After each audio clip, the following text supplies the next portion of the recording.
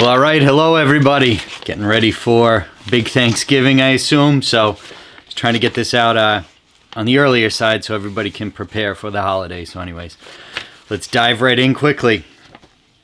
First things first. Number of sales, right? From 323 to 292, so down 9.6% year over year.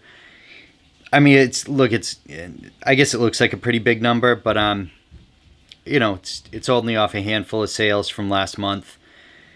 Hopefully we can see an uptick in it. I'm not going to say that I'm getting overly nervous, but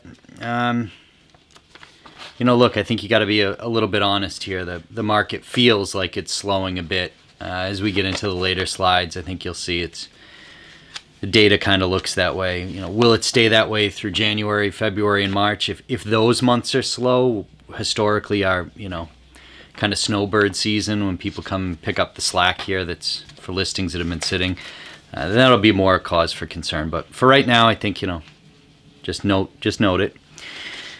As we've been doing, the next couple of slides are going to kind of go through quickly. Average price per square foot, 312, about flat through the entire course of the year, which is why I've kind of chosen to skip over that lately. Same thing with median pricing, right? 329,000. You look across the whole year there. We're not really deviating much from that.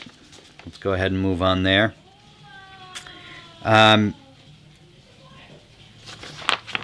Look, I think that this next thing is kind of telling. And you guys know, if you've been with me for a while, you know that the first slide and the next two are really the ones that I think drive the market. And this is going to be how many days something's actually sitting on the market before a contract goes in and it moves to pending sale.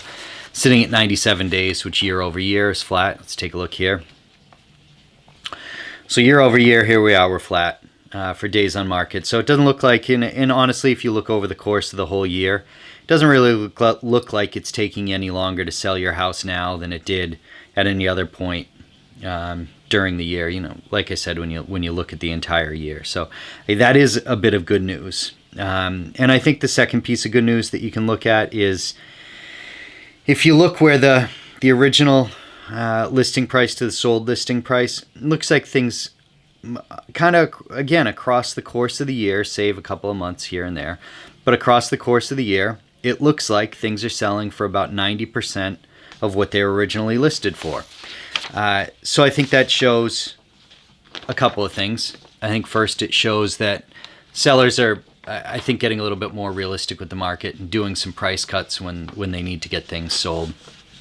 And the second thing I think it's going to show us is that if you want to sell a property in a reasonable amount of time and if you price it right, you can still do it. Again, there's going to be caveats with that, with different price ranges, product types, and everything else like that. But just kind of something to note for you. Months of inventory, you guys know that I love this one. Really kind of showing we're getting more and more into a buyer's market here, right? Kind of look at that trend line. If you consider 6 months market neutral, 8.5 months, But hey, look over there a year ago, 7.9 months. So is it a trend or are we just flat from the last year? We'll see how the numbers play out. Last thing I really want to mention is a lot of you would have asked for a couple of different things. The first is a lot of you subscribers are investors also, a lot of multifamily investors who asked me to put together some pricing on multifamily. And so I'm going to start doing a monthly video on that. That's going to be linked below here. The other thing is I have you guys spread out throughout all of Broward County and even Palm Beach. But for those of you in Broward, I'm going to expand and do a monthly video, kind of a shortcutted version of this for the whole county.